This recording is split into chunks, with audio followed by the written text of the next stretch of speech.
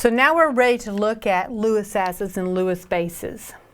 We look at this because complex ion formation is another realm in which we can talk about equilibria. And the formation of a complex ion is a Lewis acid-base reaction. We also look at this because we have defined acids and bases in a couple other ways, and this is the third and final way that we can define acids and bases.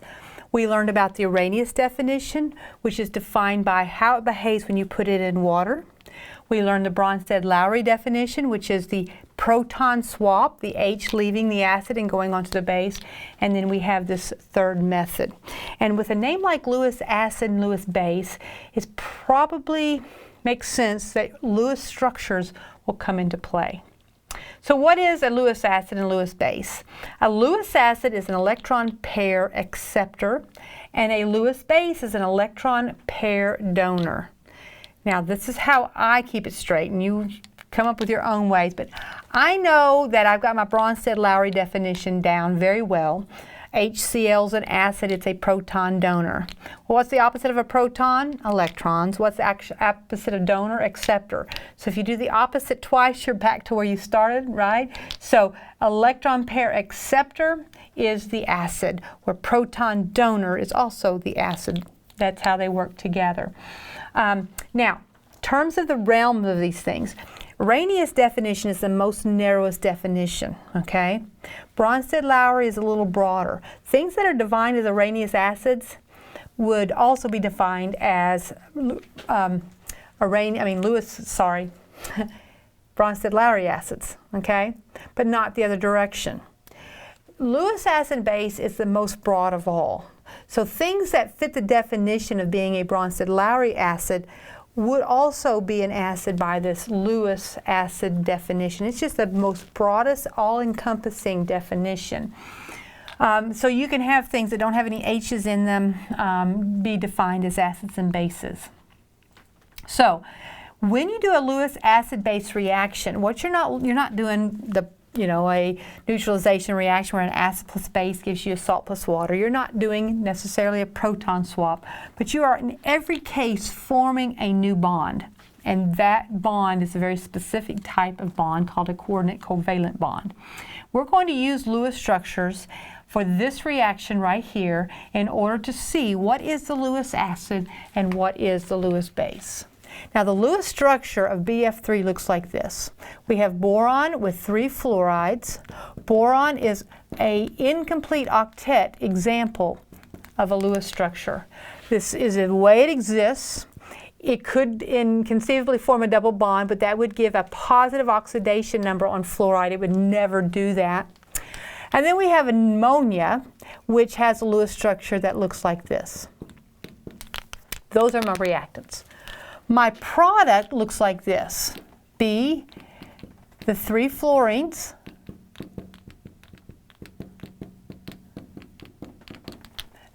bonded to the nitrogen with its 3 hydrogens.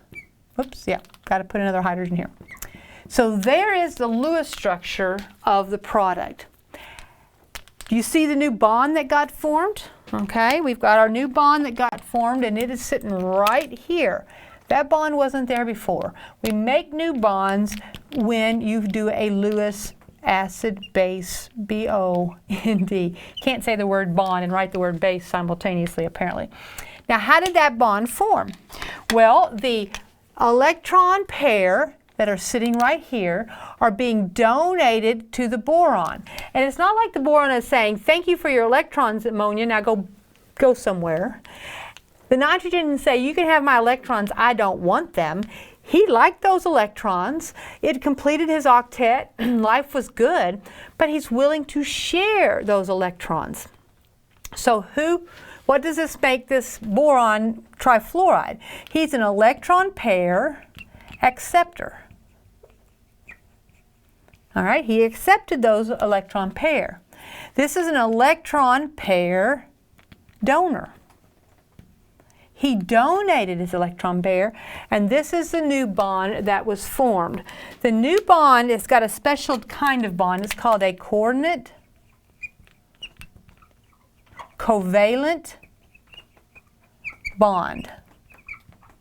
Coordinate covalent bond. It's a covalent bond because it's a sharing of electrons, and that's what a covalent bond is. Coordinate covalent means the bond was formed by one entity donating both of the electrons. A lot of times bonds are formed by this guy putting one in and this guy putting one in, and now we're sharing.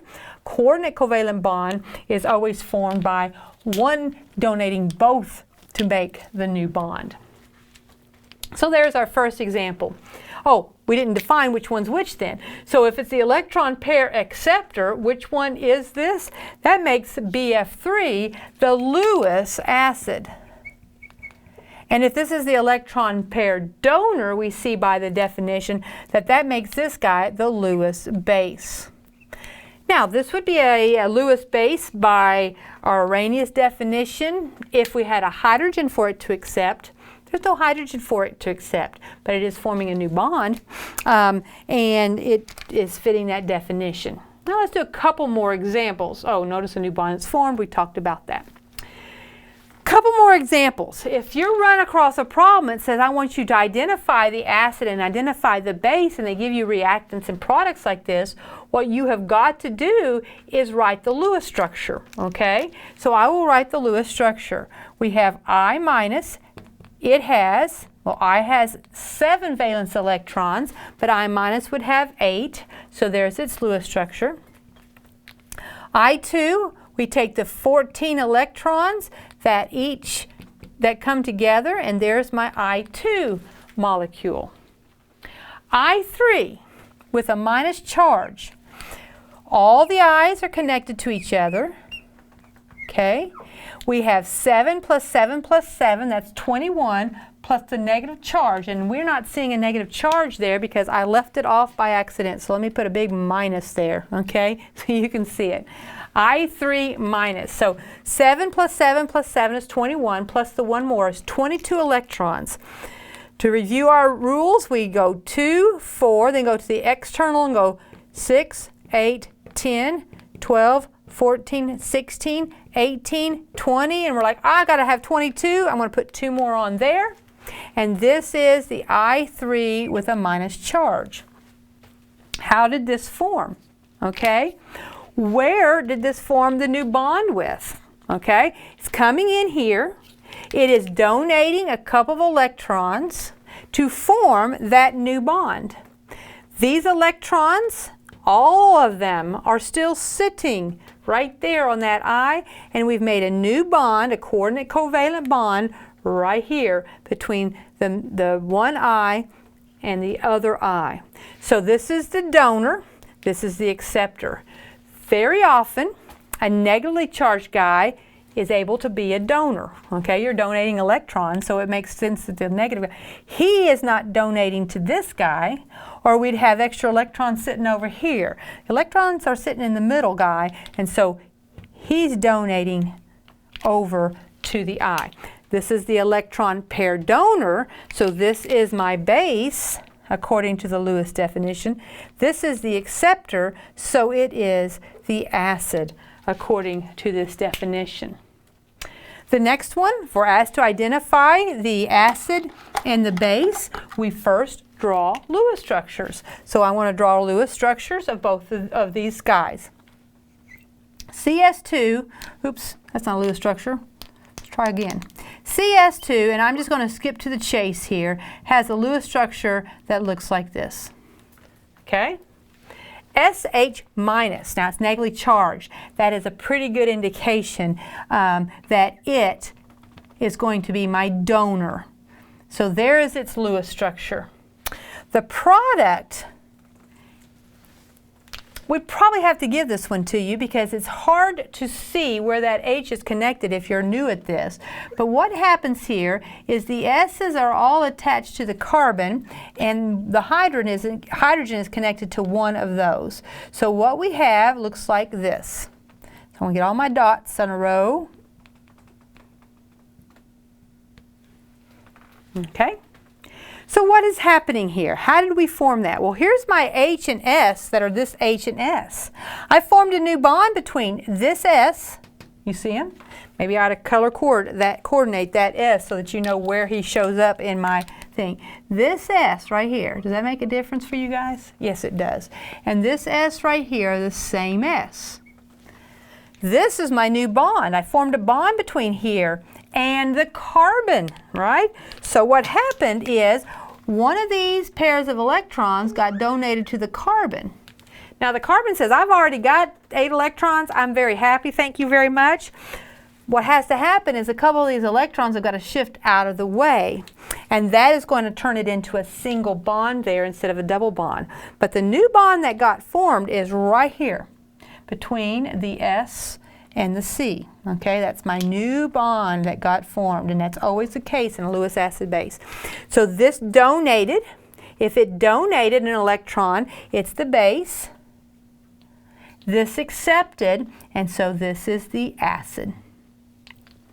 So we won't necessarily make you predict the products that would form in a Lewis acid-base reaction at this point, something that you might have to do in future classes if you go on to take organic chemistry. But if you saw the reaction written, you drew out the Lewis structures, you should be able to identify who's the Lewis acid and who is the Lewis base. Now, the world at which Lewis acid-base reactions comes into play, or one of the places it comes into play, is in what's called complex ion formation. So a complex ion is a complicated ion. It's an ion which contains a central metal, and it is bonded to one or more molecules or anions. Okay? These little molecules that get bonded to that central metal are called ligands. That's what they're called.